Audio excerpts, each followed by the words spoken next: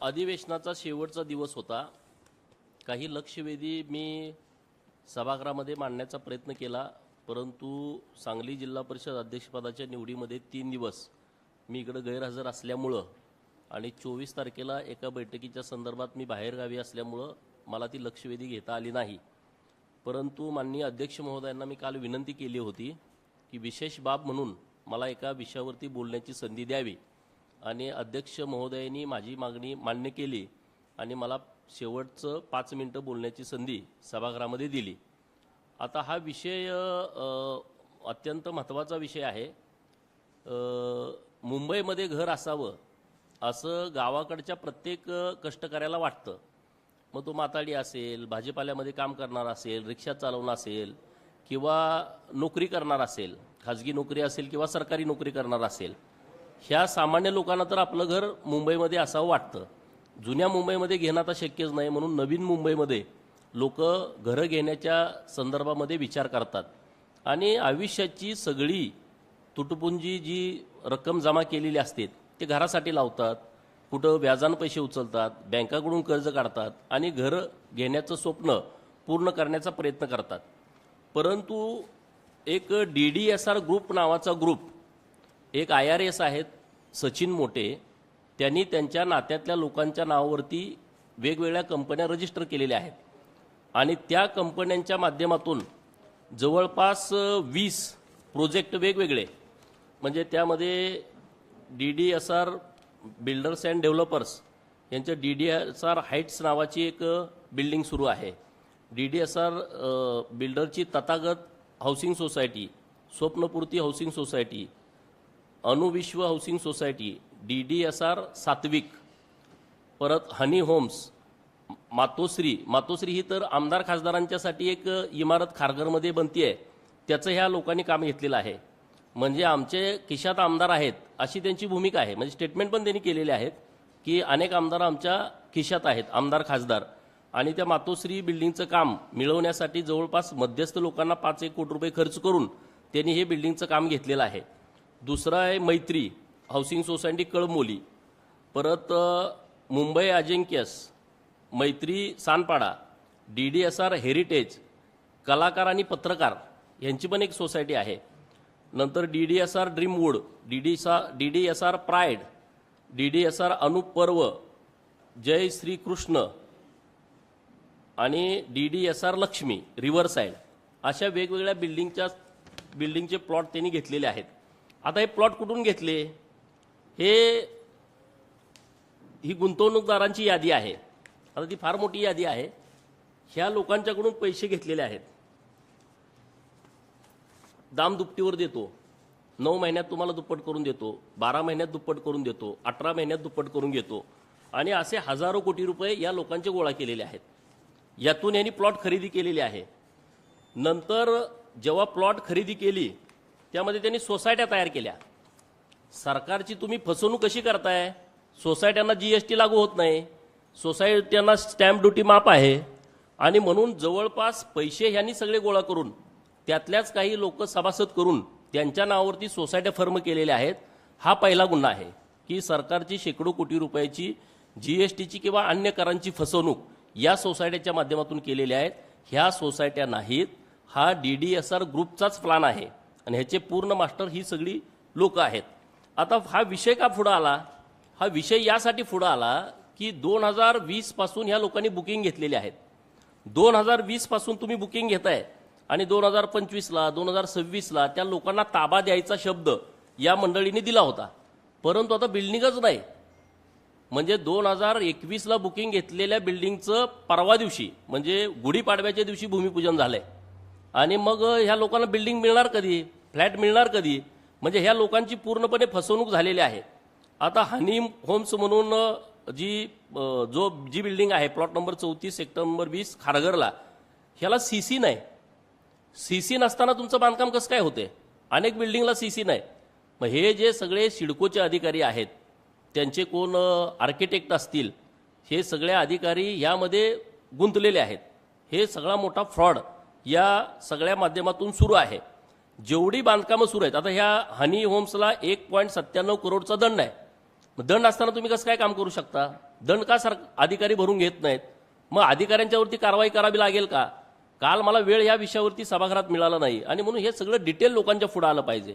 बरी आमच्याच गावाकडची लोक आहेत ना, हे करणारे बिल्डर पण आमच्या गावाकडचेच आहेत, परंतु ज्या लोकांनी फ्लॅट बुकिंग केलेले आहेत ती लोक सातारची आहेत, ती लोक सांगलीची आहेत, ती लोक सोलापूरची आहेत, ती अन्य विभागातली लोक आहेत. आणि अशा लोकांची फसवणूक हा स्वतः IRS असल्यामुळं त्या लोकांना धमकी देतो किंवा लोकांना भीती वाटते पुढे येऊन काय करायचं. आता DDSR हेरिटेज नावाची कोऑपरेटिव्ह सोसायटी स्थापन केलेली आहे. आता ह्या 4 मजल्याची CC मिळाली ह्या लोकांना, परंतु ह्यांनी बांधकाम जे चालू केलंय ते पुढची CC न घेता चालू केलेलं आहे. 263 फ्लॅटचं बुकिंग केलंय आणि बिल्डिंगचं अजून कामच नाही. त्यांना अजून पजेशन पण देतो बोलले होते 2026ला, त्या गोष्टीचं अजून पजेशन पण नाही आहे. रॉयल्टी मोठी ह्यांनी जे मुरुम उत्खनन केलं, माती उत्खनन केलं, त्याचं एक दंडाचं नोटीस त्यांना ड्रीमवूडला प्लॉट नंबर 22 ते 26 सेक्टर 13ला नायब तहसीलदार ठाणे दत्तात्रय बेडे 4291 बरातचं त्यांना नोटीस काढलं, परंतु दंड भरून घेतला नाही. मी काल महसूल मंत्री महोदयांना भेटलो की सगळ्या जेवढ्या 20 सोसायट्या आहेत त्यामध्ये तुम्ही जेवढे ह्यांना उत्खनन केलेलं आहे त्याच्याबद्दलचं तुम्ही माहिती घेतली पाहिजे. आता GST भरली नाही आणि GSTचं नोटीस त्यांना आलं, मग GSTच्या अधिकाऱ्यांनी का नाही कारवाई केली या सगळ्या विषयावरती? म्हणजे एका बाजूला लोकांच्याकडून करोडो रुपये घेतायत, त्यांची फसवणूक करतायत आणि त्यांना बिल्डिंगचा ताबा पण देत नाहीत, अजून ते देऊ शकत नाहीत. आता त्यांच्याकडं बिल्डिंग ह्या लोकांची सगळ्या फसवणूक झाल्या 100%. आज ते दर आठवड्याला बोलवत आहेत, त्यांना जेवण खाणं तुम्हाला देतो देतो देतो. आता मला लोक, काल मी सभागृहात विषय घेतल्यापासून एवढी लोक मला भेटली, सकाळपासून हॉटेलवरती 5-50 लोक मला भेटून गेली. आम्ही त्यांच्याकडे रोज जातोय, ते आम्हाला नंतर देतो, आता ह्याच्यात अडकलंय त्याच्यात अडकलंय. आणि त्यामुळे त्या लोकांची मोठी फसवणूक या सगळ्या लोकांनी केलेली आहे. आता मातोश्री आमदार खासदारांची बिल्डिंग यांनी बांधायला घेतली, बांधायला घेऊन 4 वर्ष झाली, अजून 4था स्लॅब चालू आहे, त्याच्या बाजूची बिल्डिंग पूर्ण झाली. म्हणजे आमदार खासदारांना पण यांनी फसवलंय. आणि म्हणून मी काल सभागृहात ही मागणी केली की ह्याचा जो म्होरक्या आहे सचिन मोटे, आणि मग त्यांच्यावरती कारवाई होण्याची आवश्यकता आहे. ते तिथं तर रतन टाटाचा फोटो वापरतात. या लाजीरवाणी बाब सगळ्यात ही गोष्ट आहे की या DDSR ऑफिसमध्ये आदरणीय रतन टाटा साहेबांचा फोटो आहे. तुम्ही फसवणूक करताय. जेवढे इन्व्हेस्टर आहेत, म्हणजे आता अशोक खरात जशी फाईल आल्या अशी सचिन मोटेची फाईल येण्याची शक्यता आहे.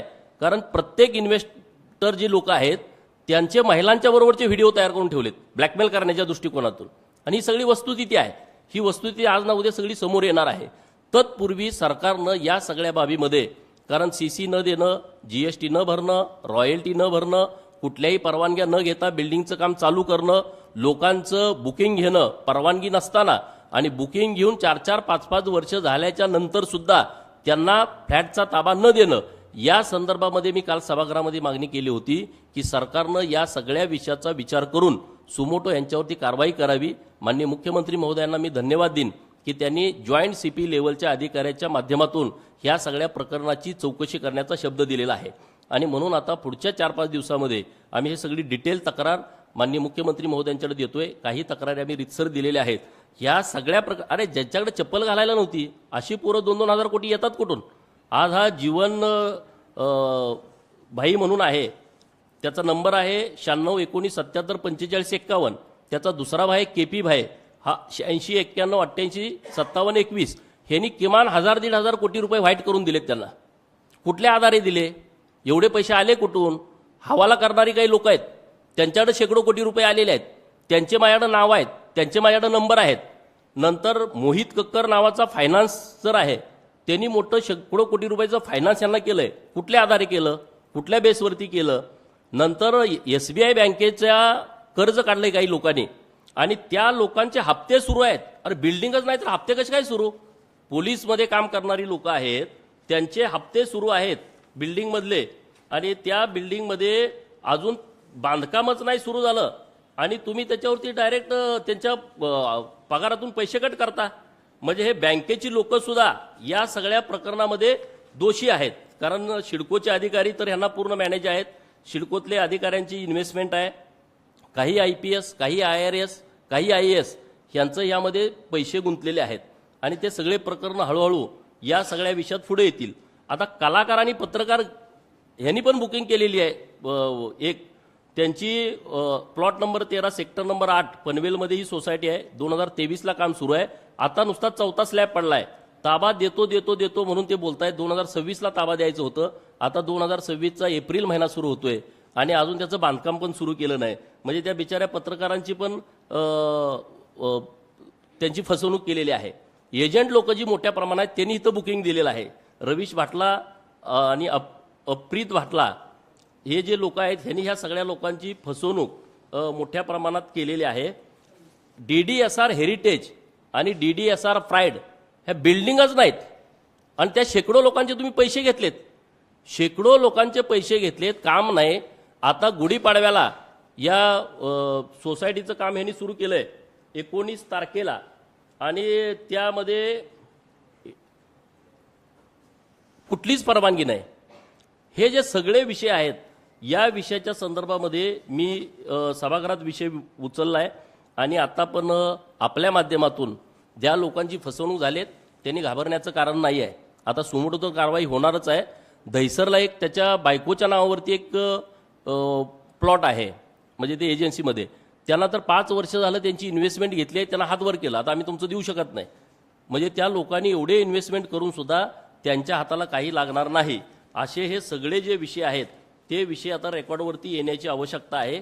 बाकीची जी प्रकरणं आहेत महिलांची फसवणूक करणं, विद्यार्थिनींची फसवणूक करणं, IRS म्हणून त्यांना ब्लॅकमेल करणं, त्यांच्यावरती चुकीच्या पद्धतीनं वागणं, हे सगळे विषय समोर येतील.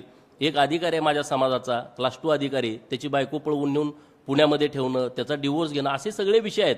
ते मी यथावश्यक पुढच्या काळामध्ये ते सगळे विषय काढेन. परंतु आता लोकांची, गरीब लोकांची मोठी फसवणूक झाल्यामुळं ह्याच्यावरती कारवाई करावी आणि हा दर दिवशी DDSR मध्ये येतो. आता मला माझा काय संबंध आहे, मी रेकॉर्डवरती नाही, तर ह्याची सगळी तपासणी झाली पाहिजे. ह्यांचे सगळे कॉल रेकॉर्डिंग, ह्यांचे व्हॉट्सअप कॉलिंग, ह्यांचे DDSR मध्ये किती वेळा ते आले, किती लोकांनी त्यांच्यामुळं इथं प्लॉट बुकिंग केलेलं आहे, इन्व्हेस्टमेंट केलेलं आहे, हे सगळं पुढे येण्याची आवश्यकता आहे आणि त्यासाठी मी स्वतः ह्या सगळ्या गोष्टीचा पाठपुरावा करतोय. एक 2,000 कोटी तर सरासरी, म्हणजे कारण काय आहे, जमीनच ही जवळपास 1,500 कोटीपर्यंतची असेल. 50, 70, 80, 100 कोटीपर्यंतचे एक प्लॉट आहेत आणि हे इतकी मोठी रक्कम आहे. आणि लोकांच्याकडून घेतले ग्राहक म्हणून त्यांच्याकडून जे घेतलेले पैसे वेगळे आहेत. 30 लाख, 40 लाख, 50 लाख, 60 लाखापर्यंत त्यांच्याकडून बुकिंग अमाऊंट घेतलेले आहेत. ह्या जवळपास 20 बिल्डिंग आहेत.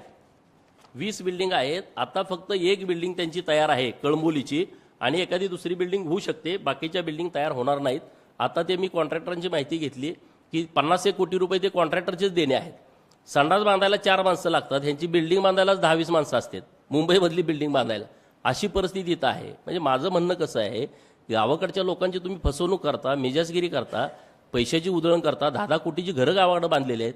अरे तुम्हाला चपल्या घालायला नव्हत्या 2-4 वर्षापूर्वी. तुम्ही गरीब लोकांच्या जीवावरती आज गाड्या घेऊन फिरताय, रेंज रोव्हर सारख्या, LC सारख्या गाड्या तुम्ही घेताय, फिरताय. लोकांना घरं द्या ना आणि परत मग तुमचा रुबाब करा. ज्या लोकांनी इन्व्हेस्टमेंट केली ते आमची दुकानदार लोक आहेत, सोना चांदीमध्ये काम करणारे. त्या लोकांचा विश्वास संपादन करून मी IRS आहे, तुमचं सोनं पकडलं का मी सोडवतो, सोन्यावरती निम्मे परत सोनं घ्यायचं, नंतर फेक रेट टाकायच्या. महाराष्ट्रामध्ये अनेक फेक रेट या IRSनं टाकलेले आहेत. म्हणजे जवळच्या मित्रांना रेट टाकायला पाठवायचं, रेट टाकायची आणि मग सगळी तपासणी करायची. मग त्यांना बोला तुमचा कोण एखादा मित्र आहे का, मग ते म्हणाल आमचा सचिन मोठे मित्र आहे. अहो बोला त्यांचं हे साहेबांचं खूप जवळचं आहे. आणि मग त्यांना सांगायचं आणि मग त्या एका महाराष्ट्रातल्या अतिशय मोठ्या माणसावरती रेट टाकली 2 वेळा. खरोखर जेव्हा रेड पडली तेव्हा हा गायब झाला, कारण तो जेलमध्ये गेला. 2 रेड अशा टाकल्या की त्यांच्याकडून करोडो रुपये त्यांनी गोळा केलेले आहेत. जवळचे जेवढे आमचे दुकानदार आहेत ते सगळे लॉर्ड लोक आहेत, अखंड देशभर सोना चांदीचा व्यापार करणारी लोक आहेत.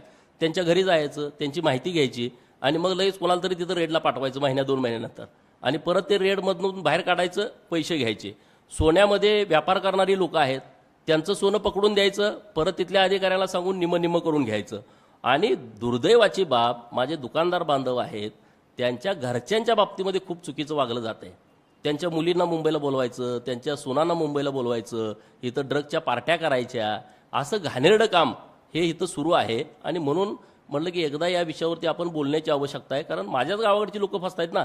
हे जरी माझ्या गावाकडची लोक असली, ही 2-4 लोक आहेत, हजारो लोकांची फसवणूक होते आणि त्याला वाचा फुटावी यासाठी वरिष्ठ अधिकाऱ्यांच्या माध्यमातून चौकशी व्हावी ही मागणी माननीय मुख्यमंत्री महोदयांनी मान्य केली आहे. तर आम्ही व्यवस्थित रीतसर सर्व कंप्लीट आम्ही त्यांच्याकडे देतो. नाही, ग्राहक जेव्हा गुन्हा दाखल करायला जातात तेव्हा ही सगळी लोक यांची चेनच तयार झाली आहे. नवी मुंबईमध्ये सगळे अधिकारी यांना फॉर आहेत. अधिकारी तिथं रोज सिडकोमध्ये कमी, ह्यांच्या ऑफिसला जास्त. मी इथं एखादी नुसती माहिती दिली का लगेच दुसऱ्या मिनिटाला त्यांच्या व्हॉट्सअपला असते. पण ही सगळी चेन तयार झाली आहे आणि त्यामुळं म्हणून मी सभागृहात मागणी अशी केली की ह्याची चौकशी सुमोटोच लावा. लोक तर तक्रार द्यायला येतील. आता माझ्याकडे अनेक लोक आलेले आहेत. राहिलेल्या लोकांना माझी विनंती आहे की पुढच्या 8 दिवसात 15 दिवसात तुमचा फ्लॅट कुठं आहे त्यांच्याकडून घ्या. हवेतले फ्लॅट विकतायत हे, हवेतले ज्यांना दुप्पट पैसे देतो म्हणले होते त्यांना आता मध्ये तुमचं दुप्पट झालं तर 11व्या मजल्यावरचा फ्लॅट घ्या. अरे मजलाच तयार नाही तर 11व्या मजल्यावरचा फ्लॅट कुठला घ्या. 22व्या मजल्यावरचा फ्लॅट घ्या. अरे मजला अजून तुमचा खड्डाच काढला नाही आणि तुम्ही 22व्या मजल्यावरचा फ्लॅट विकताय. म्हणजे या महाराष्ट्रात अशी जर फसवणूक होणार असेल तर आम्ही या विषयावरती बोलणं आवश्यक आहे. आणि म्हणून हे सगळं रेकॉर्ड म्हणजे एक ना एक फ्लॅट धारकाचं नाव माझ्याकडे आहे आणि ती सगळी गरीब लोक आहेत, इन्व्हेस्ट करणाऱ्या लोकांची नाव आहेत. तर हे सगळं प्रकरण पुढे येण्याच्या दृष्टिकोनातून मी स्वतः याचा पाठपुरावा करतो. हे बघा असू शकतं, हा पॉलिटिक्समध्येच आहे ना, हा नुसता नावालाच अधिकार आहे. हा ह्याच्या घरी सगळे पॉलिटिकल जे लोक आहेत ते सगळे लोक येतात. त्या विषयावरती मला जायचं नाही, मला हे पॉलिटिक्सला न्यायचं नाही, तो नंतरचा विषय येऊ. त्यांच्याकडून काय रिप्लाय येते त्यावर बघू आपण. परंतु ही लोकांची जी फसवणूक आहे, अरे आमदाराला फसवताय तुम्ही. आमदारांना तुम्ही 3-4 वर्षापूर्वी त्याचं भूमिपूजन झालंय, आता 4था स्लॅब चालू आहे. आता 3-4 वर्षात मुंबईमध्ये बिल्डिंग होती की नाही होती सांगा. आता मोठेपणा करायचा म्हणून आमदार माझ्या खिशात आहेत म्हणून त्यांनी 3600 रुपये बांधकामाला खर्च येतोय, 2400ला काम घेतलंय. असले सगळे उद्योग आहेत. नाही, हे सगळं आता मी पुढच्या 5-6 दिवसामध्ये प्रत्येक प्रोजेक्ट वाईज आम्ही तक्रार तयार करतोय. वकील लोक मी या सगळ्या कामावरती बसवलेले आहेत. तशा पद्धतीची पूर्ण तक्रार तयार करून माननीय मुख्यमंत्री महोदयांच्याकडे जाणार. माननीय मुख्यमंत्री महोदय ज्या अधिकाऱ्याची नेमणूक करतील त्यांच्यापर्यंत हे सगळे पुरावे देऊन ह्यांच्यावरती कायदेशीर कारवाई झाली पाहिजे. रॉयल्टी बुडवणं, जीएसटी बुडवणं, सीसी नसताना बांधकाम करणं, ओसी नसताना लोकांना ताबा देणं, हे जे सगळे प्रकार आहेत हे सगळे प्रकार सरकारच्या नियमाच्या उल्लंघन करणारे आहेत. किंवा तुमचे स्वतःचे प्लॉट असताना तुम्ही सोसायटी फर्म करणं आणि सरकारच्या कराची फसवणूक करणं याचा एक गुन्हा वेगळा दाखल होण्याची आवश्यकता आहे. आणि हे सगळं प्रकरण सरकारने अतिशय सिरियस घेतलेलं आहे आणि यांच्यावरती गुन्हे दाखल होणार, यातून कुणाला सुटका होणार नाही. ह्यांनी काय केलंय, ह्यांनी तिथं मोठेपणा असा केलाय, पैसे लोकांचे आहेत. 70 कोटीचा प्लॉट कॉम्पिटिशनमध्ये 100 कोटीला घ्यायचा आणि तिकडे विक्री करताना 1 कोटीचा फ्लॅट तुम्हाला मी 70 लाखात देतो, 60 लाखात देतो, बुकिंग घ्यायचं. स्वस्त फ्लॅट देतो असं सांगून लोकांचं बुकिंग घेतलंय आणि त्यामुळे लोकांनी मोठ्या प्रमाणात बुकिंग यांच्याकडे केलेलं आहे आणि त्यामुळे त्यांची फसवणूक होते. तो निलंबित होईल, प्रकरणं खूप येणार आहेत. ह्याच्यावरच नाही अनेक कांड येणार आहेत. महाराष्ट्र हादरल अशा पद्धतीची प्रकरणं आहेत. हा अशोक खरात विरात लोक विसरून जातील, हे विषय डोक्यात ठेवणार नाहीत. अशा पद्धतीची काळी कृती आहेत आणि ते पुढच्या आठवड्यात 15 दिवसात पुढे येतील. दिली ना मी. महिलांच्या विषयी अनेक पुरावे आहेत. काही मुली मला भेटून गेलेल्या आहेत परंतु त्या इतक्या घाबरतेत. MPSC करणाऱ्या मुली, UPSC करणाऱ्या मुली, तुमच्याबरोबर लग्न करतो, तुमच्याबरोबर अमुक करतो, तमुक करतो, म्हणजे आता तो विषय सांगण्यासारखा नाही, अशा पलीकडचा आहे. म्हणजे महाराष्ट्रात असं कुठल्याच अधिकाऱ्यानं कांड केलं नसेल असं कांड पुढे येऊ शकतं. म्हणजे असं कुणीच नसेल केलं. अशा पद्धतीचे सगळे प्रयोग पुढे येणार आहेत. पण तेव्हा आपण पुढच्या ह्याच्यात बघू. आता हा सगळा ग्राहक लोकांचा विषय आहे, गुंतवणूकदार लोकांचा विषय आहे, त्यांच्या फसवणुकीच्या संदर्भातली ही आजची प्रेस आहे आणि त्याचा मी व्यवस्थितपणे पाठपुरावा करतोय. आणि ह्याचा हेतू आजचा माझा एवढाच आहे, आम्ही निवडणुकांपर्यंत सगळ्या कुठल्याच विषयात ह्या बोललो नाही, परंतु लोकांची फसवणूक होते, गावाकडच्या लोकांची फसवणूक होते. माझं घर नाही अजून मुंबईत, मी आज आमदार आहे, 6 वर्ष झाला आमदार. हे काय उघडच आहे. जर एखादा आमदार मुंबईत घर घेऊ शकत नाही आणि सामान्य माणूस तो कसा घेत असेल, किती वाईट परिस्थितीतून तो बुकिंग करत असेल. माथाडीमध्ये काम करणारी पोरं आहेत आमची, दिवसभर रात्र गाढवासारखं ओझं वाहत आहेत आणि त्यातले पैसे काढून त्या ह्याच्यात भरलेले आहेत. ह्यांचा रुबाब. पल्लवी हॉटेलला या, जेवणाच्या पार्ट्या देतो, तुम्हाला हे करू, मग लोक अरे ठीक आहे आता पुढच्या आठवड्यात देतील. अजून 5-6 वर्ष यांना घरच मिळू शकत नाही. 18-18, 14-14 मजल्याच्या बिल्डिंग आहेत ज्याचा अजून पायाच काढला नाही आणि ज्यांचा ताबा 25ला आणि 26ला द्यायचा होता त्यांचा आता ताबा देणार कसं? त्या लोकांची पूर्ण फसवणूक झाली आहे. आणि ह्यांचं कसं झालंय, त्या कंपन्या नसतात का, ह्याचे पैसे घ्यायचे त्याला द्यायचे दुप्पट, त्याचे घ्यायचे त्याला तिप्पट. आता ह्यांच्याकडे इन्व्हेस्टर लोक जे आहेत त्यांच्या पूर्ण लक्षात आलेलं आहे की आपल्या पैशावरती हे सगळा डामडोल करतायत आणि त्यामुळे ह्याची मोठी फसवणूक सगळी केलेली आहे. दुसरा जो विषय आहे त्यामध्ये जे तिथले जे त्यांचे वास्तू सल्लागार आहेत त्यांच्यावरती पण गुन्हा दाखल होण्याची आवश्यकता आहे. सिडकोचे जे अधिकारी आहेत त्यांनी CC नसताना त्यांना कशा पद्धतीनं बांधकाम करण्याला परवानगी दिली त्या लोकांच्यावरती गुन्हा दाखल होण्याची आवश्यकता आहे. GSTचे जे अधिकारी आहेत मुलकर मॅडम यांच्याकडे हा सगळा विषय आहे, त्या लावून धरतायत. त्या एकदम स्ट्रिक्ट मॅडम आहेत असं मला कळालं, दीपाली पिलारी मॅडम आणि मुलकर मॅडम. तर हे सगळे ह्या विषयात त्यांनी सिरियस घ्यावं. गोडके नावाचा GSTचा कोणतर कमिशनर आहे तो त्यांना मदत करतोय. म्हणजे अशी एक अधिकाऱ्यांची मोठी चेन तयार झालेली आहे. तर ह्याच्या संपूर्ण खोलामध्ये आता मी जातोय. आणखी काही माहिती मला प्राप्त होते त्या पद्धतीनं मी माननीय मुख्यमंत्री महोदयांच्याकडे ह्या सगळ्या गोष्टींचा तक्रार करेन. आता हे बघा, AIचा जमाना आहे. झिरवळ साहेब बिचारा गरीब माणूस आहे. नेमकं काय झालंय ते बघायला पाहिजे. तो खरंच त्या व्हिडिओची सत्यता गरीब बिचारा आहे, सत्यता तपासण्याची आवश्यकता आहे. जे काय असेल ते सत्यता तपासून आमचे वरिष्ठ नेते, आता मी आमदार माणूस, मी एवढ्या मोठ्या विषयावरती काय बोलणार. परंतु आता AIचा जमाना काय पण येतोय व्हिडिओमध्ये, त्याचं जरा तपासणी करून त्याच्यावरती वरच्या लोकांनी निर्णय घेतला पाहिजे. आणि मी काय म्हणतोय, आधी व्हिडिओची सत्यता तर येऊ द्या ना. काय नेमकं व्हिडिओ खरा आहे का खोटा आहे का, आता काही त्या AIच्या माध्यमातून करता येतंय. त्यामुळं आता वरिष्ठ लोक व्यवस्थित त्याची तपासणी करून, दुसऱ्या कोणाचा असतं तर मी बोललो असतो जोरात. मी अशा लोकांच्यावरती बोलत नाही. बोललो ना मी त्या विषयावरती. हे बघा, विषय माझा प्रश्न काय आहे की ही जी लोक आहेत ती पुरोगामी लोक आहेत. भाषणामध्ये ते काय सांगतायत की फुले शाहू आंबेडकरांचे विचाराचे आम्ही पाईक आहोत. मग तुम्ही पुरोगामी आहात, मग त्या बाबाकडे गेला का? माझा पहिला प्रश्न हा आहे. म्हणजे एक तर तुम्ही पुरोगामी नाही, मताच्या राजकारणासाठी तुम्ही पुरोगामी आहात असं महाराष्ट्रातल्या लोकांना सांगता. तुम्ही देव धर्म मानत नाही, देवाला तुम्ही शिव्या देणाऱ्या लोकांच्या सोबत असता, आणि मग अशा भोंदूबाबाची तुम्हाला गरज का पडली? हा माझा साधा सोपा प्रश्न आहे आणि त्याच्याबद्दल मी व्यवस्थित बोललोय. काल माझी 13 नंबरला लक्षवेधी होती रेग्युलर कामकाजामध्ये. सकाळच्या स्पेशल सिटिंगमधल्या लक्षवेधी झाल्या, परंतु रेग्युलर कामकाजातल्या लक्षवेधी होऊ शकल्या नाहीत वेळेअभावी. त्यामध्ये माझी लक्षवेधी वराह पालनाच्या संदर्भातली होती. वडार, कुंची, कोरवी, सिकलगारी, वैदू, डोंबारी, कैकाडी असा जो भटका समाज आहे, ह्या समाजाचा हा पहिल्यापासून 2000 वर्षापासूनचा हा त्यांचा परंपरागत व्यवसाय आहे. म्हणजे हे नुसतं वराह पालन नाही, त्यांची ती फिरती बँक आहे. यावरतीच त्यांचं कुटुंब चालणं, मुलाचं शिक्षण, घरदारं बांधणं, हे सगळे विषय त्याच्यावरती चालत आहेत. परंतु आता काही सरकारनं म्हणजे अहिल्यानगरमध्ये परवा त्यांना सगळे कोंडून टाकले. अरे भाई, हा काय पर्याय नाही ना. आणि याच्या संदर्भातली माझी काल लक्षवेधी होती की वराह पालनाच्या संदर्भामध्ये एक विकास महामंडळ राज्य सरकारनं घोषित करावं. हे सगळे भटक्या समाजातली लोक आहेत, यांच्याकडे जमीन नाही. यांना वराह पालन करण्याच्या दृष्टिकोनातून राज्य सरकारनं जमीन उपलब्ध करून द्यावी आणि त्यांना आर्थिक सहाय्य करावं, अशा पद्धतीची एक लक्षवेधी मी काल सभागृहामध्ये मांडली होती. आणि ह्या सगळ्या विषयामध्ये स्वतंत्र महामंडळ स्थापन करून त्याला मोठं आर्थिक बजेट द्यावं, त्याला अध्यक्ष उपाध्यक्ष द्यावा, त्याला राज्यमंत्री पदाचा दर्जा द्यावा, अशा पद्धतीची माझी काल लक्षवेधी होती. परंतु वेळेअभावी ती झाली नाही. परंतु मी आता या सगळ्या विषयामध्ये पाठपुरावा करणार आहे. आता हे माननीय पशुसंवर्धन मंत्री महोदयांचा विषय आहे, मी त्यांच्याकडे पाठपुरावा करेन, मुख्यमंत्री महोदयांच्याकडे पण करेन. अहवाल काय आला ह्याच्याविषयी मला माहिती नाही, परंतु काल आपल्याच मीडियाच्या माध्यमातून मी बघितलेलं आहे. जे अधिकारी अपॉइंट केले होते त्यांनी हा अहवाल दिलेला आहे आणि जी कोणी रेकॉर्डवरती लोक आहेत त्यांना दोषी धरलेलं आहे.